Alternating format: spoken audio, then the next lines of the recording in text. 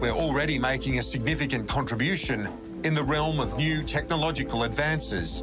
At Lockheed Martin's STELaRLab in Melbourne, Dr. Tony Lindsay leads a team in the science of hypersonics.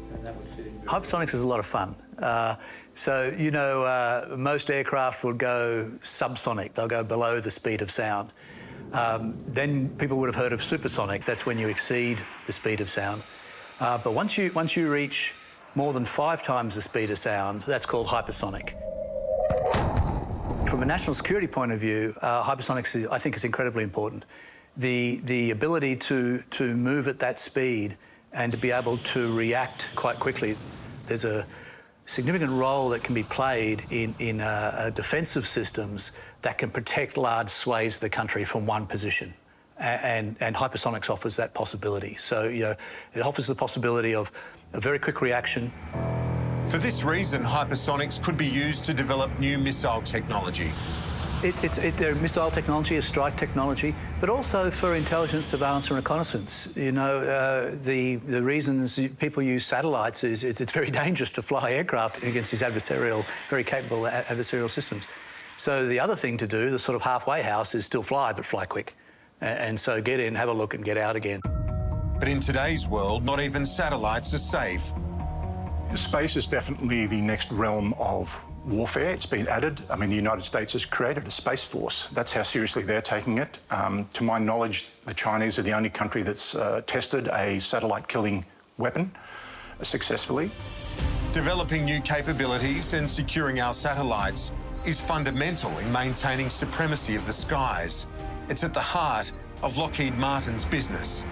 Yeah, military satellites are bread and butter for our communications and connectivity, to enable our warfighters to communicate, to enable platforms to communicate over the horizon.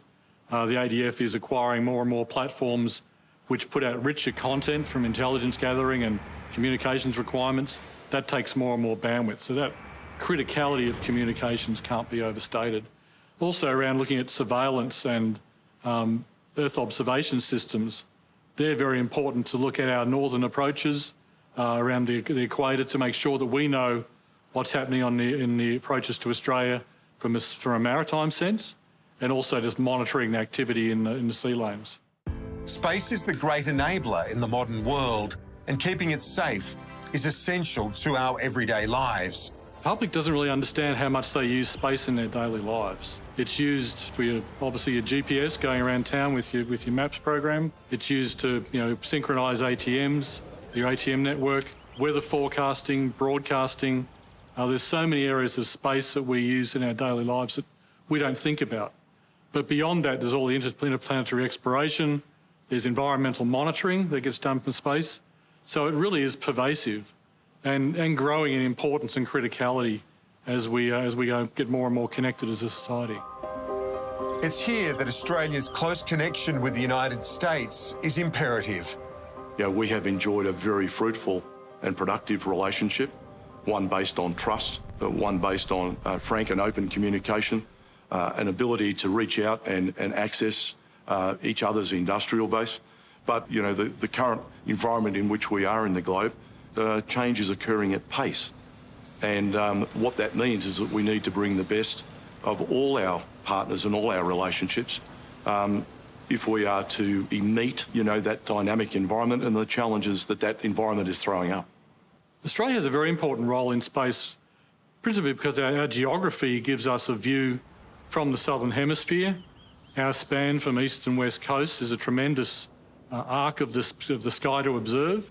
But we recently formed a space agency in this country, which was, some may say, a long time coming, but it's established and doing well. That gives us the advantage of being a newer space agency. We can grow without legacy equipment from the 50s and 60s, so we can have a fresh sheet of paper to move ahead. And we've really seen Australian companies emerge in the space sector over the last 3 or 4 years since the establishment of the agency.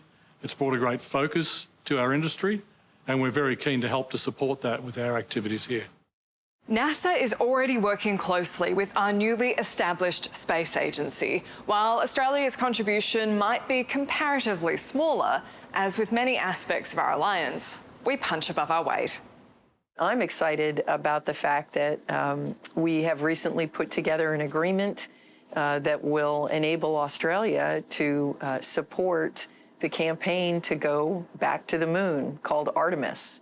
And Australia is leveraging one of its great strengths, which is the mining and excavation experience, especially in autonomy. And they will be providing a rover to support our in situ resource utilization. That's a fancy way of saying we're going to use what we find on the moon to help do lots of things with it, whether it's extract water for rocket fuel or maybe even use it for building material. So we're going to help mine the moon? Yes, sustainably.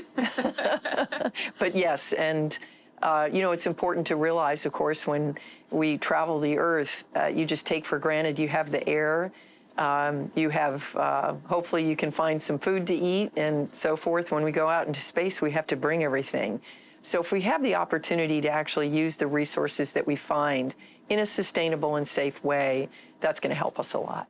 A signature part of our current space exploration with NASA is the $150 million Moon to Mars program.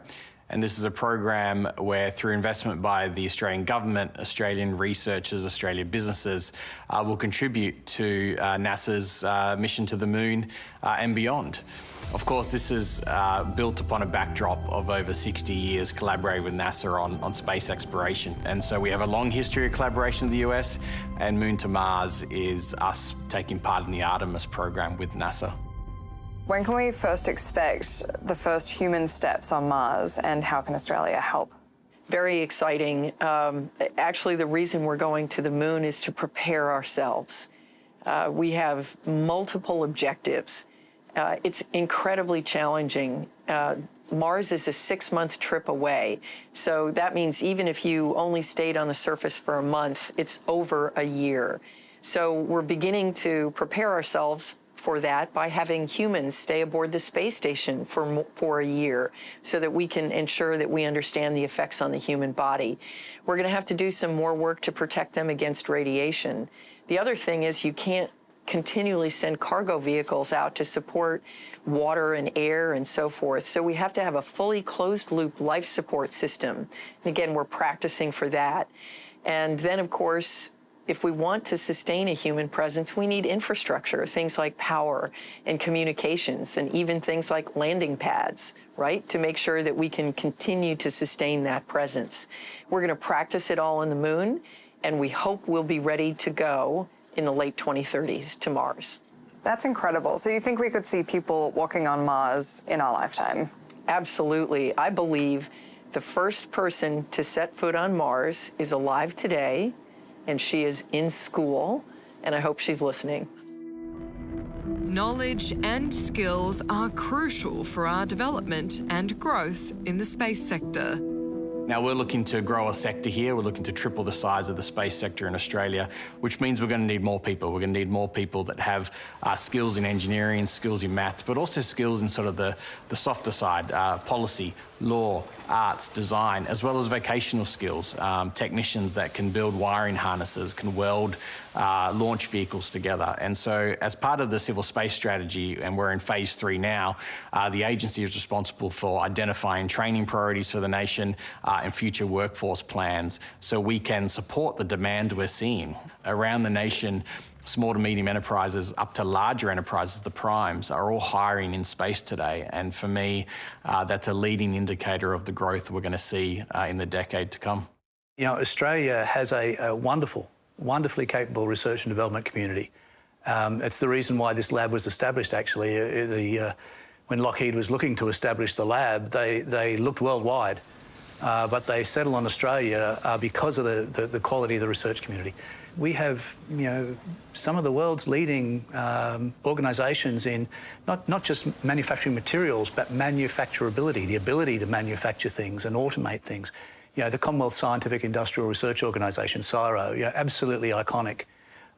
So you know, we have a lot of depth that we can bring to the Alliance in this area. But for Dr. Lindsay, more can be done to grow our skills. We have to build that capability down through the ecosystem. So it's got to go from government to industry, down through academia. We don't have the kind of porosity, the flow in and flow out of academia into industry that here in Australia they do in the US. And I think that's probably due to size. You know, it's due to mass, it's not due to desire. So again, that's a very, very good model. Yeah, we need to do that. But I think the nuance for Australia, we might have to find new mechanisms to facilitate that.